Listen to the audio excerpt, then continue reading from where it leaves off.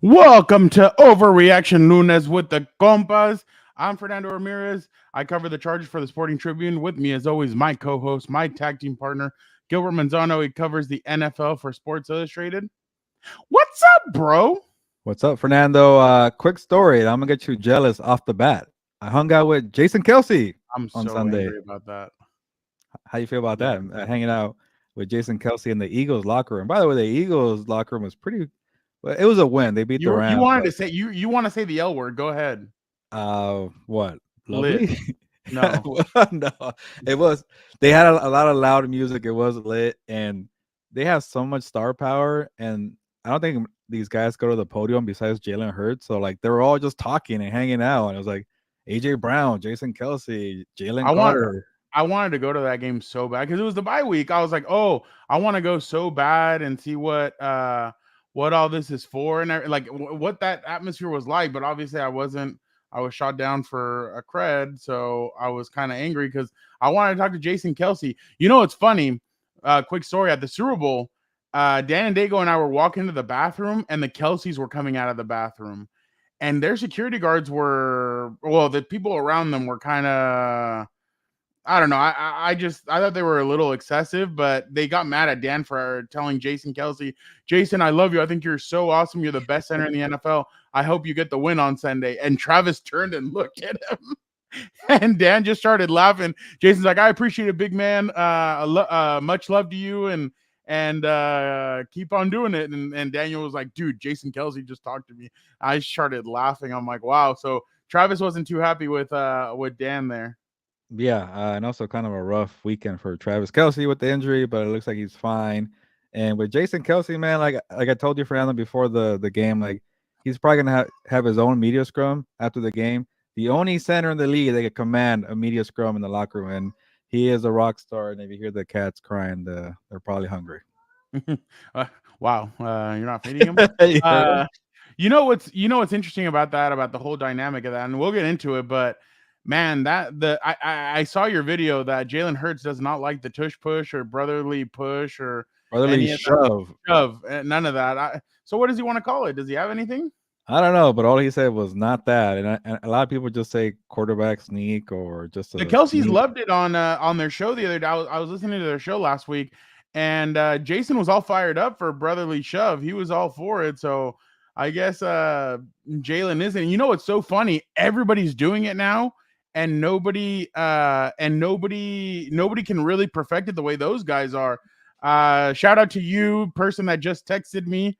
You know who you are. Love you. But yeah, nobody's been able to perfect it. It's been interesting the way they do it, but it's like everybody's just one full unit when it comes to that.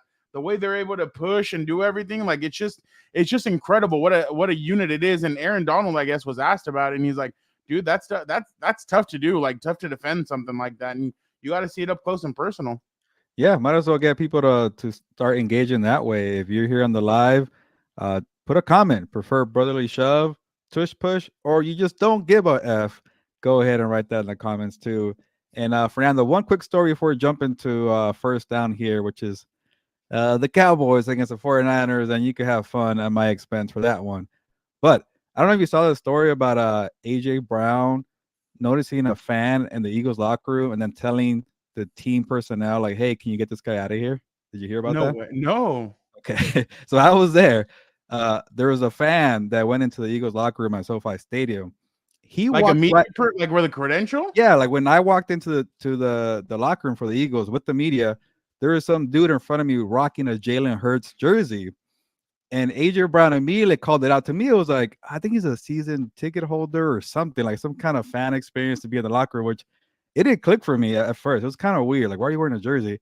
AJ Brown's like, touches the jersey and he's like, hey, that's a cool jersey, but are you media? He called it out right away, looking out for the media in the locker room and his players, most importantly, and told somebody from the PR team, hey, this guy doesn't belong here. But he was cool about it. Everybody was cool.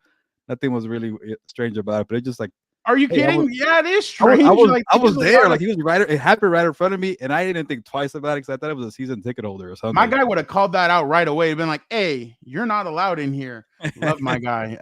Yeah, I feel not like you everybody would have can be called it like my out dude over quickly here. too, but it Both was of my AJ guys, both of Brown. my guys. Nobody can be like both of my guys. That they would have called it out real quick. Ain't no BS happening there. So, dude, that is crazy. Yeah, AJ Brown working. He not only is he a one of the best receivers in the NFL, but he's also top notch security of the world. Craig, not yeah, just but the world. but he was calm. He was like, "Hey man, cool jersey, but yeah, get out of here." Pretty much, he told him.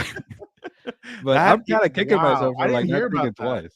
I thought it was like some kind of like make a wish thing or something like, "Hey, come enjoy this experience for a once in a lifetime opportunity," and it went through my head. But How is whatever. AJ? He's cool. But I caught him after a win, so Okay. everybody's happy. Like I mentioned, the entire locker room was there. Like you know. And, oh, one more story before we move on. There's a I lot of love stories you. from the Yeah, April yeah. I Fool's wasn't Day. there. That's why. So I missed apparently the memo where Darius Slay hates being called Darius. You have to call him Slay. And Oh, I was like, really? hey, Darius, did Sean McVay do anything differently with Puka Nakua and Cooper Cup? He's like, it's Slay. Call me Slay. And I'm like, fine. It's not like I'm calling you like Mister or Coach. It's your name, and I Yeah. called him Slay. So a lot of characters in the locker room, and it was a good vibe though. Besides the one fan What that do you like snuck in. more, Slay or Slayer? I actually got confused. I'm like, oh, I've heard it before. And I'm like, oh, that's Keenan Allen Slayer, but They're good Slay. friends, by the way. Yeah, they are good friends, and Slay Yeah. is his last name, so it's not really a big deal. But I don't get why he doesn't like Darius. But whatever. He I called me mean, out, and he should know. there you go. I was a guy in LA, a road guy who's not really there every day. Gilbert, people are showing you love in the comments. Look at this. Hey, Look it at could be. that. I love you. It could be for you and not for me. I don't know. I don't know. Oh, Yeah, it is for you. Yeah, exactly. shout There you out go. a theater Yeah. man. I like the picture of the lion there. That's pretty cool. We're not gonna talk that much Chargers today because Chargers were on a Yeah. bye week. And I understand, yeah, it is important for the Chargers defense to show up next week, especially with everything going on, and Dallas is kind of it got weakened by the, and we're gonna get into that. That's a perfect segue for us to jump into first down. What? Oh, Gilbert. Or does my screen look all shaky every time I mess with a button? It's all shaky. I don't know, Gilbert, but what's shaky right now is your voice, and I know why. Your Dallas Cowboys were Mine. steamrolled by the 49ers 42-10. It looked like Brock Purdy was the $40 million quarterback, and Dak Prescott was the Mr. Irrelevant. Just not a good day overall. Dak Prescott, 14-24, 153, one touchdown. He said he was going to limit the interceptions this year. He had 3 yesterday. Brock Purdy, 17-24, 252, 4 touchdowns. Gilbert, honestly, it was Jorge, how are you? Nice to see you. Appreciate you jumping on as always. No, we're like this. It was just what the 49ers do. They punch you in the mouth. They run the football. Brock Purdy distributed. They got turnovers. They made the 49er or the Cowboys pay with those turnovers, and they end up beating the 49ers 42 to, or they end up beating the Cowboys 42-10. Gilbert, biggest takeaway from this game?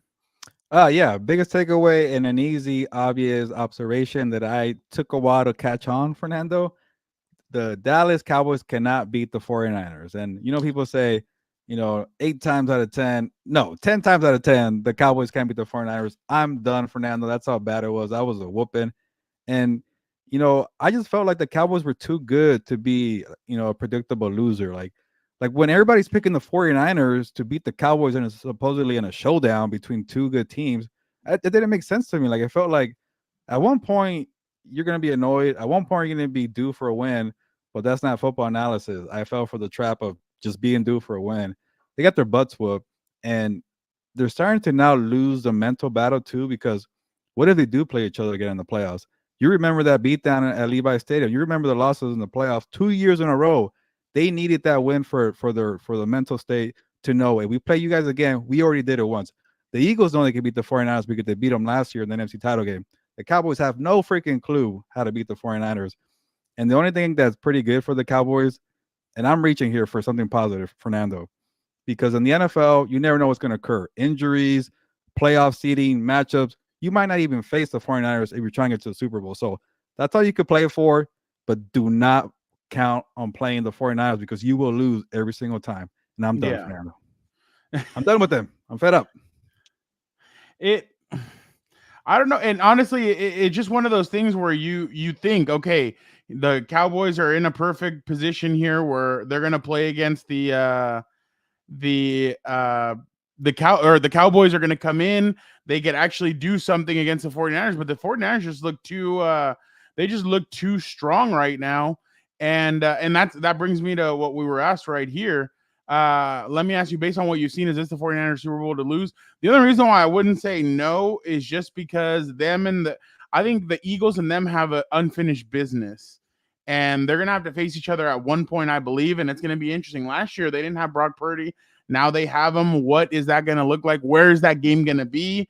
I want to petition the NFL to switch the 49ers over to the AFC so we can get a Super Bowl of the 49ers and the Eagles, all the bad blood and everything. Can you imagine that Super Bowl like that? There's been a lot of chirping even until now. There's still some chirping between both teams, but it's not a good look about what happened last night, especially because, like we said, Dak Prescott said I'm gonna stop I'm gonna limit the interceptions. He didn't. He turned the football over. He made some questionable throws or decisions that you're like, dude, what? Like, where are you going with that? So, but like you said, it was the offense, it was the defense, it was all. I mean, the defense did okay at times, but here's Gilbert right now with his Cowboys. There's Gilbert trying to decide if he's going to throw the towel or not. Every time the Compas logos disappear, I'm like, okay, Fernando has some wild video showing. And I'm just hoping that you don't, get the YouTube strike. No. It was less than. It was even less than 5 seconds. There you go. All right. Yeah, no, we'll be fine. But it wasn't a good look the way they try to move the football, the defense. Man, I just want to talk about one thing though, real quick, and I know I'm jumping. Greenlaw and Warner remind me a lot of Navarro Bowman and Patrick Willis. They're not as, I mean, they're up there. I still think Patrick Willis and Navarro Bowman were just elite. These guys are the best linebacking duo though in the NFL. I think they're so quick, they're so aggressive, they make plays, they cause fumbles, they do everything, and I'm really impressed with both of them and the way they do everything. But man, they just, and this is what Dan was talking about last night when we were watching the game. He's like, if you notice, somebody catches the ball from Dallas, all 11 hats come to the football, no matter what it is. Well, he didn't mean it like 11, but like at least 3 or 4 guys are right on them as soon as the ball's caught. The fumble with, I think it was Tony Pollard, 3 guys were on him. They ripped the football out, and another guy came up and was able to grab it. So it's just impressive what San Francisco does. Steve Wilkes, we all know what he did last year with the Panthers. Now he's a defensive coordinator. I know at first some people were like, I don't know, this doesn't look like it doesn't look like D'Amico Ryan's defense. Well, hey, he's still doing impressive things with it. They got Randy Gregory, Gilbert. I actually think that's a sneaky good pickup. Just because he doesn't have to go against the ones, he can pick and choose his spots. The way I think they should use him though is move kind of the way the Chargers move Tui Pelotu, the way they move him around over the guard, over the center. If you start moving him like that, I think Randy Gregory could be very dangerous. And then yesterday, Nick Bosa gets a sack. That's something that they need to do. Pick it up, get sacks, start doing different things. So I was very impressed with the 49ers yesterday. I'm more concerned about the Dallas Cowboys than I am impressed with the 49ers, because I knew the 49ers. Gilbert, the next 3 games are going to be crucial for Dallas. They could go 3-0. They can go 0-3.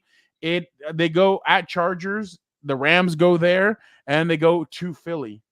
That is going to make and break your season. If you're not 2-1 after that 3-game stretch, it's not going to look pretty, because the Eagles just don't. The Eagles and the 49ers just look like they might not lose a game this whole season. I think they play each other at one point during this season. I can't remember, but they just look like they're on a crasher's course to face each other. And the Cowboys it looks like their season is starting to dwindle with the injuries. Van Der Esch, it might be put on IR, Gilbert. That means you won't have him in any of those 3 games. They lost Chirpin, the Yeah, yeah, returner, the quick he receiver. got a touchdown too. Yeah, he's out for a couple of games. They lost a couple of players yesterday, so I I I don't know what your feeling is on that, but that's just mine. Yeah. That I'm more concerned about the Cowboys than I am impressed with the No, Eagles. you are spot on the Cowboys. I mean, before I go back to the Cowboys, I just want to December highlight 3rd, by the way, 125. 4. 49ers at Eagles. It's a 125 game. BS. Move that up. Man, if Move it up to a primetime game. that feels a little late. Like, what if they play each other in January? And it's like, okay, it's only a month apart. Incredible. Like, do it in November. We want to see it already.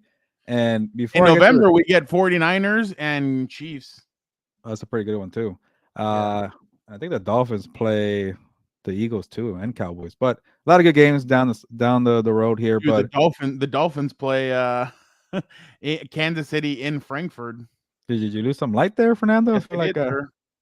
okay then. While you figure that out, let me give you some love for Fred Warner. You already brought him up, and you reminded me. I think the cat got excited. He wanted to talk Fred Warner too because a lot of times I was gonna say sometimes a lot of times Fred Warner gets lost playing with so many stars.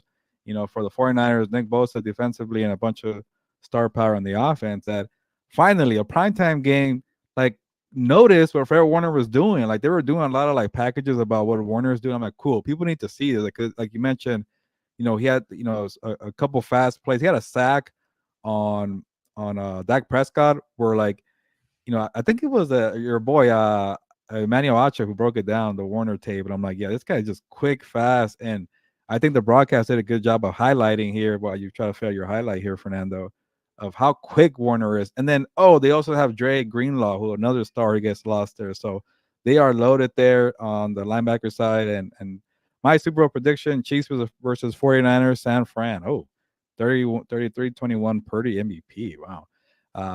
Yeah, let me highlight Purdy actually for a little bit. Purdy is, I Purdy. don't want to get too carried away, but like Fernando, I mentioned this guy is way better than Jimmy G. He might be their best quarterback in a very long time in San Francisco, and he might be exactly what they need to get over that hump and in that drought. Like those throws to George Kittle were outstanding. They were highlight reels, those touchdowns there. So, uh, Palma Mont Cowboys wins was the worst teams, Giants, Jets, and Patriots. Yeah, they were pretty bad. And what does it say about the Patriots that they got beat down by the Saints and the Cowboys just got their butts whooped by the 49ers? But that's another story for another day. And yeah, you're right. 49ers and Eagles are a level above the rest. I do want to see more of the Seahawks and the Lions, Yep. but it's gotten to a point, Fernando, where like I think the Cowboys are after that. Like you're the fifth team now, and you probably will have to be because you're not going to win the division with the Eagles there. So I'm starting to feel like it's going to be the same old Cowboys season. Win a wild card game. Okay, you're done in the division round. You don't belong with the best of the best, and they have a lot of talent for now. The injury to Trevon Diggs was brutal, but it wasn't like even if they had Trevon Diggs, they weren't going to win that game. So, uh, I'll let you take it away from here, but the summary of the game was Fernando when Christian McCaffrey took the handoff, threw it back to Debo, who threw it back to Purdy, who Purdy threw the touchdown to George Kittle. That's like 4 All Pros and Purdy in one play, and it's like, what can you do if you're a different team besides the Eagles to compete with this team?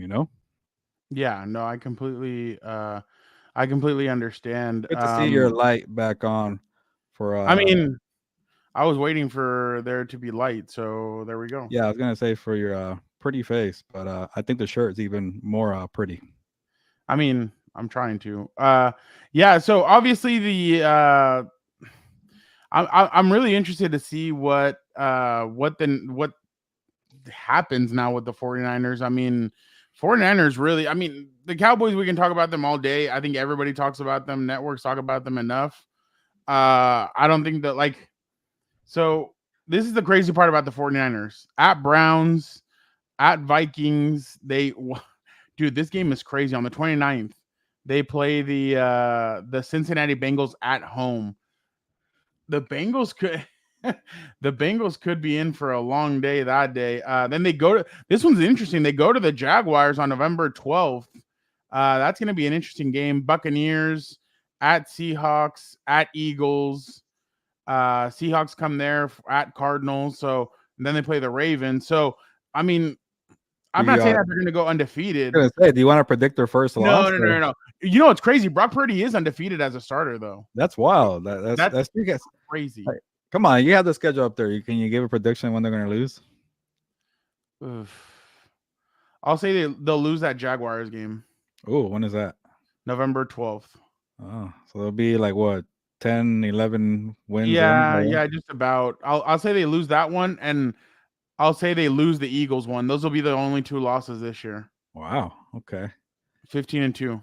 That's That's going too way ahead, but I think when they play that Eagles team, the 49ers are gonna need that one. Just to like again, like I mentioned with the Cowboys needing that for like yeah. the mental games of the playoffs, like they need to beat the Eagles or I don't know. Yeah, but that game's going to be really tough. But I mean, but going back to it, I agree with you. Brock Purdy just looks really good. George Kittle, I mean, 3 catches, 7. All 3 of his catches went for touchdowns. That was pretty impressive. They busted out a trick play that the Lions had just busted out a couple of days before. So I was really impressed with that. Deebo Samuel just keeps on being a Swiss Army knife for them. 5 carries, 30 yards, 3 catches, 55. You know, really impresses me.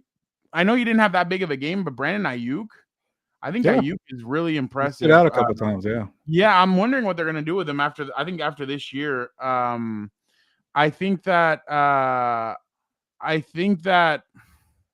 I don't know. I'm looking at it, and I kind of feel like Ayuk should get paid. I think he's done everything that they need to. They're I gonna just find a don't know. way, Fernando, because the quarterback is Yeah, not getting paid yet. That's exactly. wild. You have to find a way to pay that guy because he's been really impressive. But yeah, Gilbert. I mean, this game was just real. Like, if you would have looked at the score line, you'd be like, oh, okay. But then you look deep into it, and you're like, oh, wow, okay. Like everything the 49ers did, the way they get everybody on the ball, like they threw how many?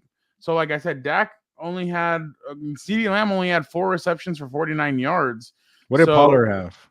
Pollard had 8 carries for 29 yards and 4 catches for 35 yards. He's had a very quiet year. I expected more from Yeah. Pollard. I mean, that's the reason why you franchise tag these guys to see if maybe they can like I was surprised that the Colts re-signed Jonathan Taylor. Jonathan Taylor, especially because Zach Moss looks like a guy. Imagine just paying the guy 42 mil and then the backup goes for 162 touchdowns. Dude, when I saw those stats, I thought they were Jonathan Taylor stats. And then I'm like, oh, I'm like, maybe he saw what Jonathan Taylor made and he's like, you know what? I'm going to outshine him today. So, well, for Fernando, I'm surprised you don't bring it up, but you pretty much whooped me in fantasy football the same way the 49ers did the Cowboys. And besides me getting crushed by you in fantasy football, I dropped Zach Moss in fantasy football because I saw Taylor got resigned. So I'm like, great, I can't do anything right in week 5. Oh, this has not been a good week for you. It'll be better next week though, because on Monday Night Football, you and I will be together again at SoFi Stadium. Yeah. So, should we do a tease? Are we gonna do a live show on Monday, Lunes, live from SoFi before the game? Yeah, we should. That'll be we'll that would actually be. Yeah. I hadn't even thought about that. So yeah, no, definitely we will do. We'll try and figure out somewhere to be. Might be a little bit earlier just because we want to do it before fans get in and everything. 30 maybe. Yeah, unless Joe Morley's there, then we can have him jump on with us and we'll see what kind of craziness that psycho We should is. just have you do a live where you interview a bunch of Chargers fans and Cowboys fans, like your NFL mic. By the way, did you see where Morley is? He got invited to Charles Woodson's like box or something like that, like, at the Wynn nightclub. Oh, so wow, he's there at the Raiders game tonight, and I'm like, Jesus, I'm like, you better hope that they win. And then he just started laughing. He's like, I don't know about that, but we'll see what happens. Hey, there's going to be a lot of cheeseheads there. So, but yeah, you know what? You're right. I hadn't even thought about that point that we do these on Monday. So that'll definitely be interesting to see if, how we can do it there at SoFi. But we'll definitely get something done there. But all right, Gilbert, let's go to second down. The Philadelphia Eagles are pretty damn good. They went into the LA Rams. LA Rams gave them some trouble at the beginning, but to be honest, their defense just couldn't stop what Jalen Hurts and what his offense were doing. He was 25 of 38, 303, 1 touchdown, 1 interception. That interception to me was kind of shaky, but Dallas Goedert really came on this game. 8 catches, 117 yards, a touchdown. AJ Brown is a man amongst boys. Like the way he was shoving dudes out of the way, especially on that last drive before halftime, 6 catches, 127 yards. I was very impressed with him. Packers running back Aaron Jones is officially inactive tonight. Devontae Adams is officially Gilbert. I haven't even beat you yet. Devontae Adams still needs to play tonight. Oh, yeah, but I'm down like 50, 60 points. Like I ain't getting that. Hey, look at what's his name got 49 points and he had 200 yards and 3 touchdowns. God, how much do you? That's a lot. Was that McCaffrey Cup 2 weeks ago? No. What's his name? DJ Moore. Oh yeah, he did have 50. Yeah, there you go. Actually, thanks for making me feel better. But yeah, there you go. Jalen Hurts. DJ Moore, I think I need more than 50. No pun. 50 carries, 15 carries, 72 yards, a touchdown. DeAndre Swift has been very hot as of late. 17 carries for 70 yards. On the other side, Matthew Stafford, 21 to 37, 2 touchdowns, 222 yards passing. Cooper Kupp, 118. Puka Nacua, 71. And for everybody that was wondering what that dynamic was going to look like, Gilbert, give us the inside scoop. What did that combination look like? It kind of looked like Puka Nacua kind of God, it happened again. Puka Nacua's got less touches because obviously Cooper Kupp is now in there. What did you take away from that? Well, first of all, I think I need 53 points. I just did the math in my head, so I don't even know if I could. If I had DJ Moore, I don't think I'm gonna win. But yeah, going back to the Puka and Cooper Kupp thing, and that game had intrigue because of that. Like, okay, Sean McVay is going to be in his bag, being creative while Fernando figures out how to be creative with his light. And the Eagles' defense has been a little shaky. Like, they've been kind of sluggish in the secondary. I know. Make a trade. We'll see if they do. But they still got Slay and Bradbury. I won't call him Darius, apparently. But for the most part, they adjusted. Like, the Cooper Kupp and Puka had a decent first half. Like, I don't know if I jinxed it again. Your brother's going to love this when he sees it again. But after Stafford got the second touchdown, hit the little finger gun like a Shooter McGavin. Like, oh, I saw that. I tweeted it and like, cool, he's having fun. They didn't score again for the whole game here. So I'll just summarize it because I need to do some stuff too because my battery's about to die, so I'm about to plug it in right now. You take it away from that. But at one point, it felt like, okay, the Rams, all they got to do is just hang around and make the most of their opportunities when the Eagles are shooting themselves in the foot.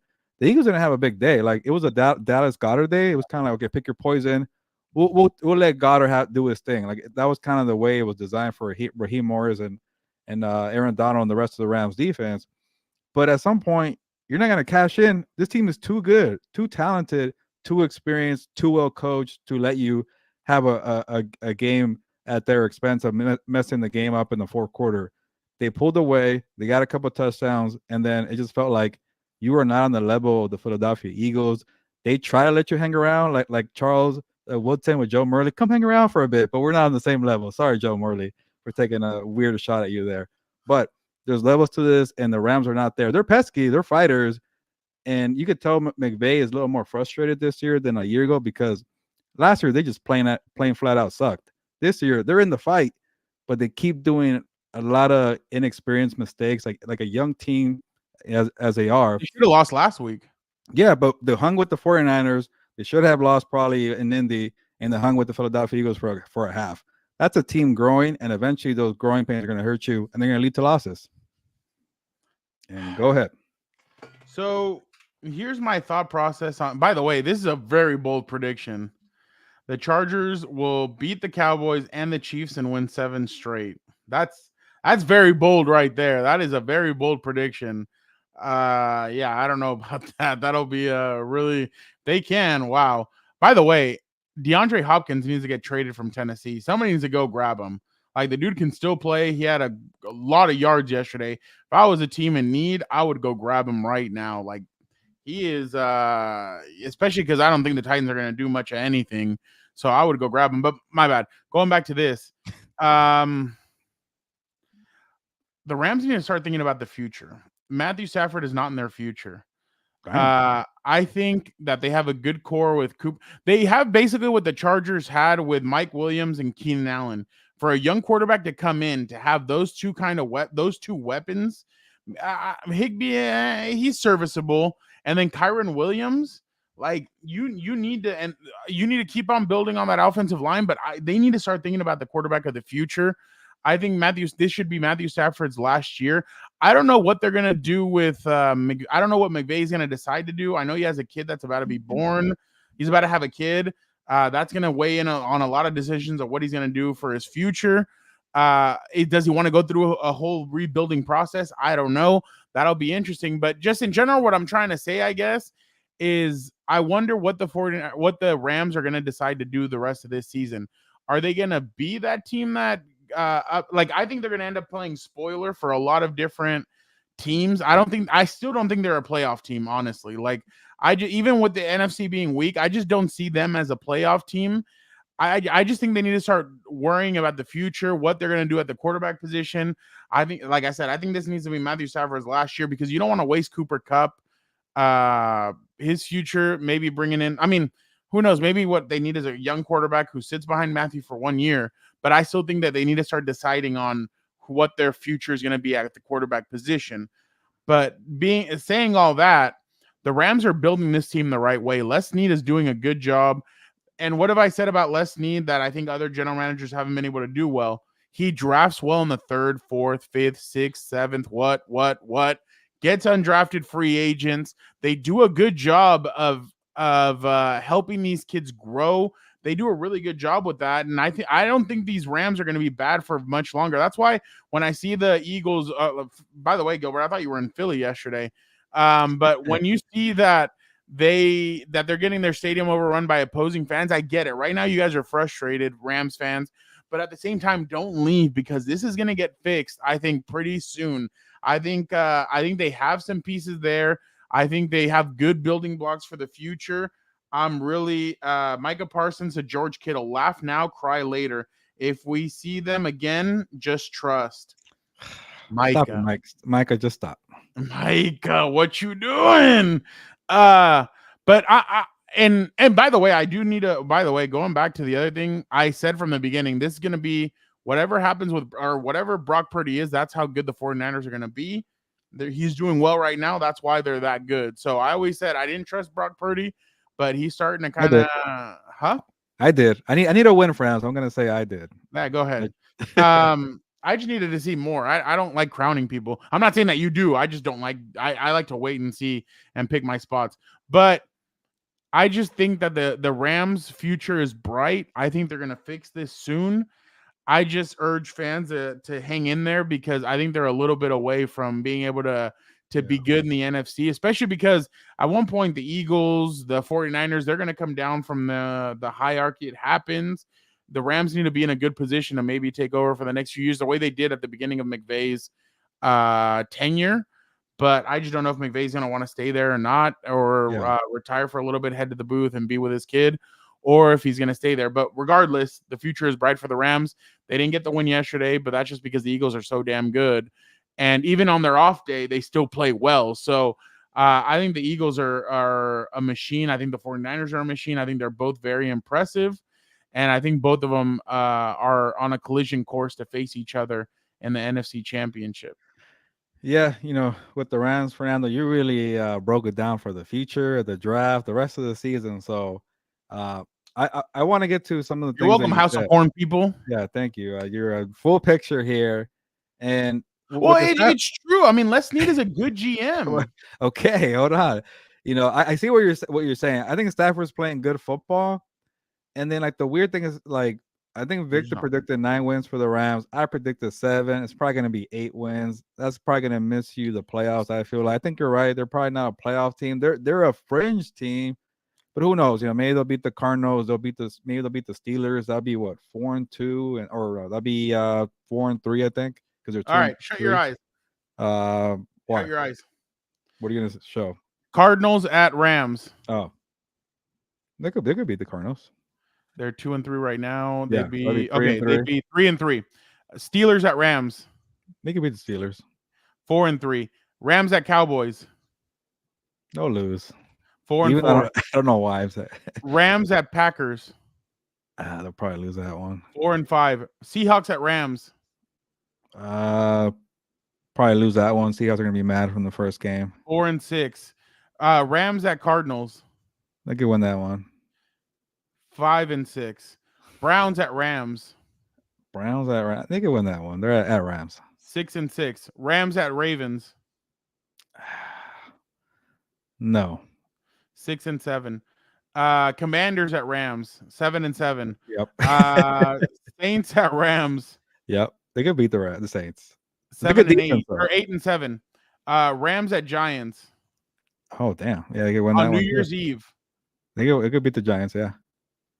So you have them at 9 wins. Oh, wow. Rams at 49ers. That's probably a loss. 9-8. So you have them at 9-8. Same as Rick Wow. the producer. Okay. Well, it's not gonna be that easy. You know that. I'm still sticking to my 7 or 8 wins, but thanks for putting me on the spot there. And It's always fun to do that kind of stuff. and real quick, like even if they do miss the playoffs and say they do want to move on from Matthew Stafford, they're gonna tell you all year they don't want to do that. He's been playing well, but we'll see what happens when it comes to that, because they do have a first round pick and money could be an For issue the first too. time in McVay's career, Yeah. he's gonna have a first And round pick. Fernando, You believe he's still the youngest head coach in the NFL, by the way? I already lost track. I feel like he's been 32 years old for the last 5 years. For real. Buddy. If they get that first round pick and they miss a playoffs, this might not be a bad year to like move up. Be in the middle. Well, that too, because there's like 5 or 6 good quarterbacks in the draft. And I've lost track, Fernando. People are telling me the Washington kid is good. I think that kid is really good. Like, is it Drake May? Is it Caleb Williams? Was the Washington kid? The guy from, some people are saying the kid from Texas, the kid from Michigan, or even Shedeur Sanders could be a guy. So that 6 or 7 guys could maybe potentially be. Obviously, it's never that easy where you get 4 guys that ball out in one draft. It happens every like 20 years, right? It feels the way you guys have it. Caleb Williams number 1, Shedeur Sanders number 2, really Drake May number 3, number 4 is Michael Pratt from Tulane, and number 5 is Jordan Travis from Florida State. That's your guys' quarterback rankings. Oh wait, no, it's Fan Nation. Never mind. I was gonna say I've never some of these guys. Okay, I thought it was a guy. You know what? It was top Texas. 3. No, my bad. It was top 3 of my bad. Okay, yeah, you're talking about Michael Penix from Washington. Yeah, Washington. Bo Nix. Even he's getting love for the draft. I don't see that one, but I don't know. But I'm just saying, like, if they will have an opportunity, Fernando, to your theory here. If they want to move on, even if they win a couple games or a good amount of games, they'll have an option to draft a quarterback in this very loaded 2024 draft. Oh, the kid out of Texas, Quinn. Yours, right? Yeah. Draft Network has him going to the Raiders, number 4 overall. Damn. So, okay, maybe you get like the 12th pick, you might even have an option because they go fast. These quarterbacks. Oh, Kool-Aid McKinstry. I love that name. Oh, JJ. Wow, these guys have the Michigan quarterback, JJ McCarthy, going in the first round of the Falcons. Michael Penix is around 16. So there you go. There's your guy. Could be the guy there. But you know who I like? Brock Bowers, the tight end out of Georgia. I think that kid's really good. Wait, no, he's from Clemson, isn't he? I don't even know. I was talking quarterbacks, but I'm losing track on tight ends. But let's move on, Fernando. Let's get a third down because you're trying to do the draft already for the Rams. Oh, no, he's a Georgia Bulldog. Duh. Oh, he's from Napa, California. That's a guy that I said the Chargers should get. But, I mean, I said Michael Mayer last year, and he hasn't been all that good. The Jaguars head to London. As they stayed in London, the Buffalo Bills went to London, mate, and they faced the thrashing by the... You've been watching too much Ted Lasso, by the way. So the Jacksonville Jaguars faced the Buffalo Bills. The Jaguars stayed out there in London because they had a game last week on in Andy's room. They had a game in Andy's room. If you guys all watched that, the Jaguars won 25-20. Buffalo just didn't look comfortable in their offense. I know Josh Allen 27 of 40, 359. That's a lot of yards, but it didn't amount to much. 8 receptions for 121 yards and a touchdown for Diggs. Davis had 6 catches, 100 yards, 1 touchdown. Calvin Ridley, 7 catches, 122. Trevor Lawrence, 25 of 37, 315, and 1 touchdown. Travis Etienne was the incredible one.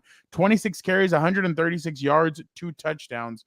So this game was just, it was one of those weird games where you're like, okay, at one point the Buffalo Bills are going to turn it on and they're going to get going, but they never did. It was just not a good look for Buffalo, in my opinion. After, I don't know if they were still thinking about the game against the Dolphins or what it was, but they just couldn't get it together. The Buffalo Bills, real quick, Gilbert had punt, punt, punt, punt, touchdown, end of half, punt, punt, interception, touchdown, touchdown, fumble. So yeah, just not a good look overall. What did you make of this game? The Jaguars Yeah. snapped out of it. Yeah. They beat Atlanta the week before, but they had lost to Kansas City. They lost to Houston, and then they've won now 2 in a row. Yeah, I'll be quick with the Bills, and I think this game meant more for the Jaguars, and it says a lot more Yeah, about the Jaguars. But with the Bills, I think your brother's gonna be doing like a victory lap because we all you don't fell want to for see the. him. You don't want to see him tomorrow. It was this week. He had a good week, but we did fall into the trap of the Bills. Oh, they beat the Dolphins. They're back to being this dominant team, and I still think they're the most complete team in the NFL, in all three phases of the football. But they're just inconsistent. Sometimes like they're gonna be crushing the Dolphins, and other times they're gonna be sleepwalking in London. Like you just never know what you're gonna get with the Bills. Like how many times do we have to watch Stephon Diggs breaking tablets and screaming at his quarterback and being mad about all the plays he's not getting? Like it's happened like 3 or 4 times now because they tend to have these weird sluggish performances, and unfortunately for the Bills, it tends to happen at the worst time in January. But who cares about a week 5 game? The Bills I'm not worried about right now because they're probably gonna get the AFC East title. They're probably gonna, go to the playoffs. But after that, after seeing this, was a reminder: don't trust that team. That team tends to mess it up when the lights are on, in United States or in England, wherever it is. They So were that's in Tottenham. whatever it is. Uh, yeah, those Spurs, right? The hot Come Spurs. on, you Spurs. Come on, you Anyway, I Spurs. thought it was a Who basketball are team. ya? Who are ya? Okay. You're done I was at the pub over the weekend. I was watching watching football or, football. or No, football? soccer. No, it's so funny when I go to the pub. It's honestly a lot of fun. You need to come down one day, but it's at 6 in the morning. I Yeah, don't I know. know. Yeah. Why can't they have games at a more convenient I time for love it. me? I I don't, I love don't it. get. Clásico in a couple of weeks with Real Madrid versus Barcelona, 7:15 a.m. Guess where I'm going to be? At the pub. Okay, check out Compas FC for more soccer talk with Fernando and the gang. But let me go to the Jaguars real quick. Yeah. I was impressed. They needed this game because at one point I'm like, are they like the third best team, the AFC South? Like I'm liking the Texans, I'm liking the Colts, and the Titans are always there, and I'm like, were they a fluky team last year? Because the Titans started off pretty bad a year ago. Like, remember they beat the Chargers and then they took a nosedive. Yeah. Then they won like 4 games in a row, and they won a playoff game against the Chargers again. Sorry about that, guys, on the bye week there. But like, it felt like okay, maybe they're a fluky team. Maybe they got hot and Just they're so not really a fluky. legit team, huh? Trying to give an L to the Charger fans on their bye Sorry, week. sorry. But like, it just felt like all they did last year was win a couple games against the Chargers. Sorry again.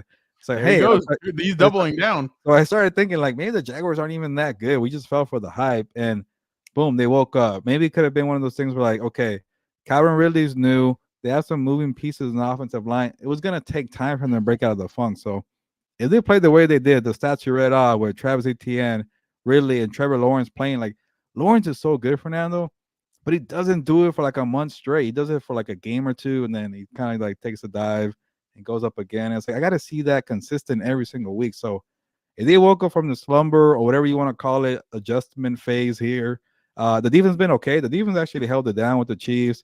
They had a good game. I want to say, oh, they played Desmond Ritter and the Falcons, but Ritter did okay this week. So uh, Yeah. they were holding it down. I don't like. There's not a lot of talent on that Jaguars defense, but if they're okay and they're in the middle of the pack defense, and if the offense takes the step to be a top 10 offense, then we're talking okay. They'll be back in the divisional round. But I'm not really sure because I like the Colts, even though they lost Anthony Richardson.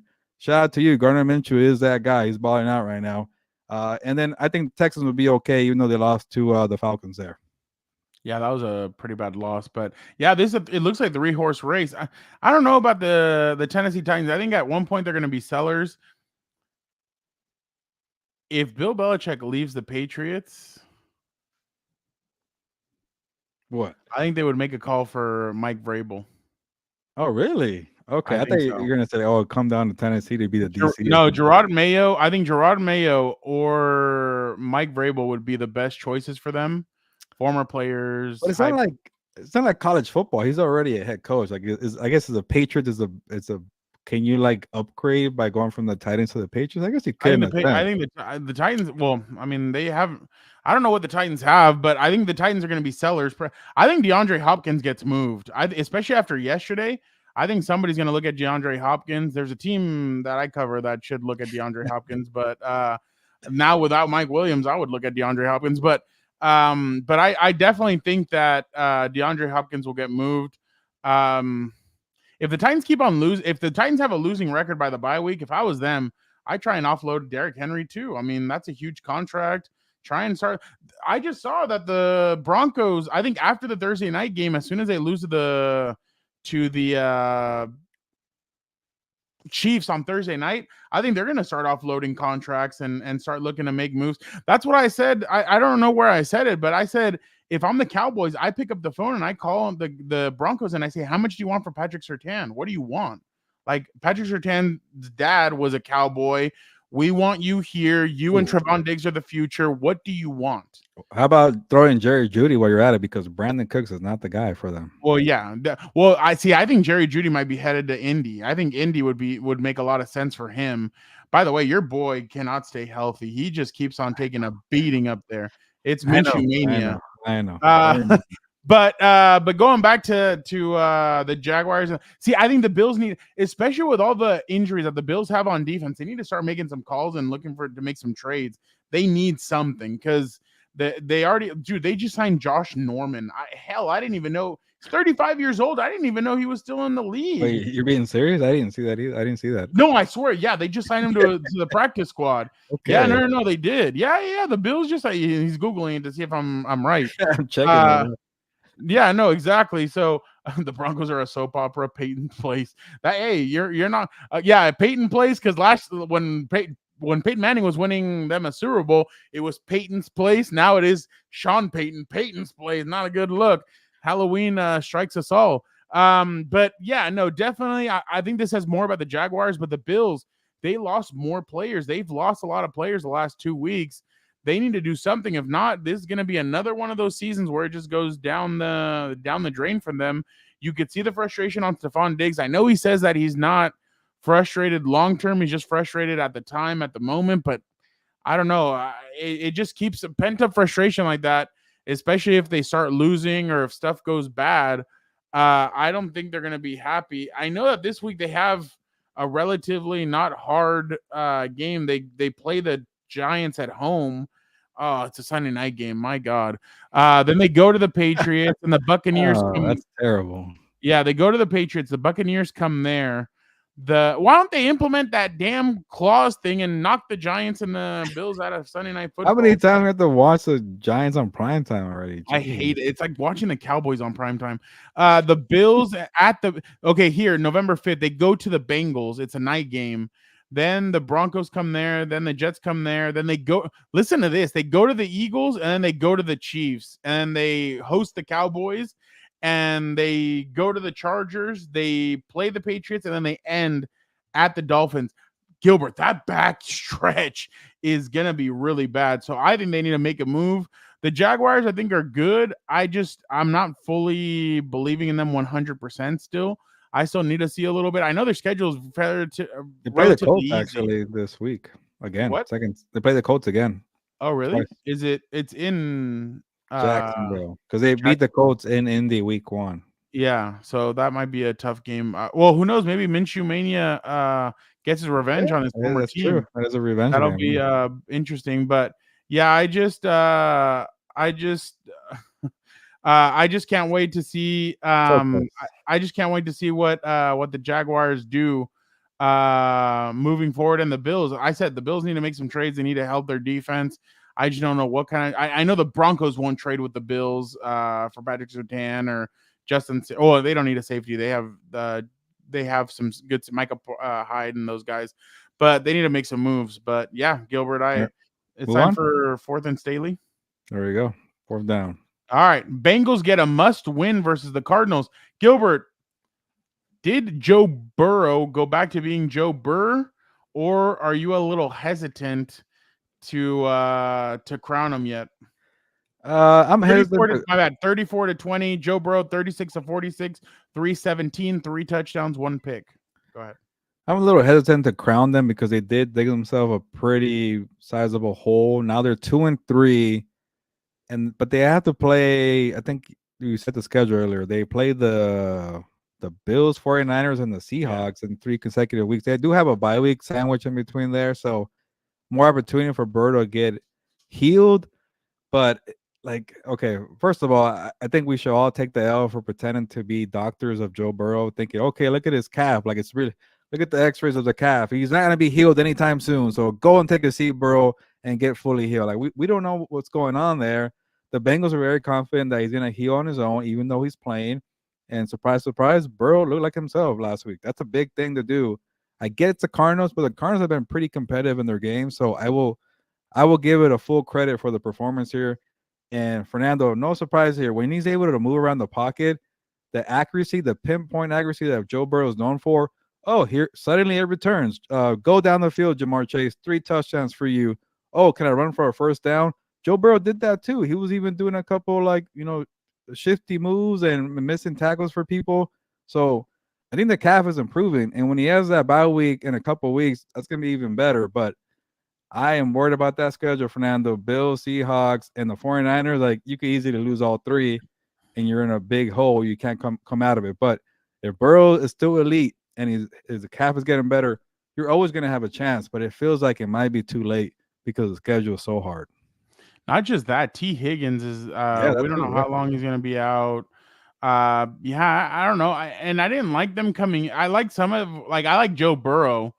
I like Jamar Chase. I just the defense around them. I don't know if the defense is as good as it was when they went to the Super Bowl. I think there's some other stuff that is kind of working against them in a bit, or in a sense. But like you said, that they could easily be 0-3 in that week. They could be 3-0. Who knows what it's going to be like? But that's going to be a tough stretch. I feel like all the good teams have tough stretches that are going to make or break their season. But right now, what are they? 2-4, 2-3, Two two and and three. three. Yeah, that's it's going to be tough. They needed to start off the season, and then they had some losses where it was kind of mind boggling. But How do you you're lose to right. the Titans 27-3? Dude, I mean, and I know that they beat the Cardinals, but the Cardinals at the beginning, like they were kind of in there with them. But Jamar Chase, can you count on him every week to have 15 touches for 192 and 3 touchdowns? By the way, Tyler Boyd, 6 catches, 39. He's kind of disappeared a little bit. I remember at one point it was like the three of them were a good Boyd, Higgins, and Jamar Chase, and it kind of feels like Boyd hasn't been what he was a couple of years ago. But I mean, we'll see what happens. But yeah, the Bengals, I just don't know. And then Joe Burrow, I know he played well yesterday, but when you start playing some of those fronts that make you have to move around, what is that going to be like? That's going to be the interesting part of it. But yeah, I'm with you. I'm not completely sold yet on the Bengals 100%. I think they still have some room to grow, and I still think that they need to do something because that stretch is going to be very bad. So I don't know if I believe in them 100% yet, but I still if you have Joe Burrow, I guess you can he can overcome some of your deficiencies. Yeah, before And we the head offensive out. line still isn't good. Yeah, yeah, I was surprised about that because they spent money on Orlando Brown Jr. But one more point before we head out here is like, like they're not really in a difficult division. Maybe they win the NFC, sorry, AFC North, but I don't see them as Super Bowl contender if they do that because the Steelers, I don't like the Steelers because I don't like I their don't either. offense. The Ravens, man, like they're. I really wanted to like this new offense, but they don't even like it. Like they don't like Tom Watkins. Like what we saw with Justin Fields and the Bears. Like Fields was frustrated, but at least he stayed committed to the whole passing first, pass heavy approach, and it's kind of paying off somewhat. Lamar Jackson doesn't want to do it. I could tell. Like he's going back to his ways. Like let's run the football, and that's good too. They've done that. They've won games that way, but they don't have J.K. Dobbins. So I'm starting to like get away from the Ravens, and then the Browns. Like the Browns, I can't buy into that. I like their defense, but Deshaun Watson, the answer there, I don't know. So if you're looking from that point of view, Fernando, they do have a chance to win the division and go into the playoffs, but I think once they get to the playoffs, they're going to be outmatched. And I don't know. It's going to be a long season. I don't want to look ahead and do the timeline you had for the Rams, Fernando. But with the Bengals, it just doesn't feel like a Super Bowl contender. But when I think about it that way with the division, maybe they'll find a way.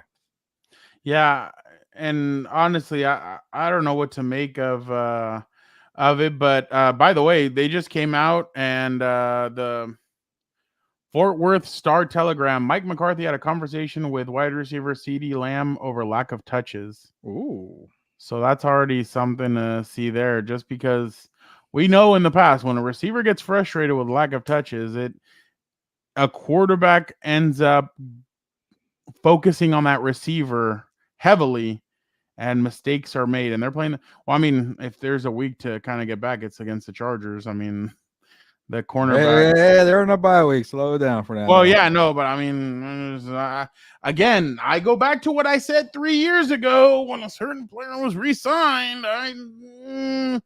Everybody was buying it, and I just wasn't. But I guess I'm. What do I know? What do I know though? Not But much. I know exactly. I'm a sports stooge.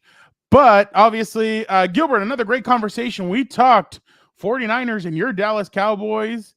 Not anymore. Not mine. Get him out of here. For Halloween, he's gonna wear assless chaps and put a Dan and Dago's Oh cowboy yeah, hat on. There you go. Uh, that is a disturbing picture you just laid out there. But okay. we obviously talked Rams and Eagles. Like I said, Rams fans, you need to enjoy this or you need to be here right now because they're building something, and you're going to be excited when the finished product happens if they get the right quarterback in there. But definitely Not you, Stafford. Don't enjoy it. Get out of here. yeah, there you go.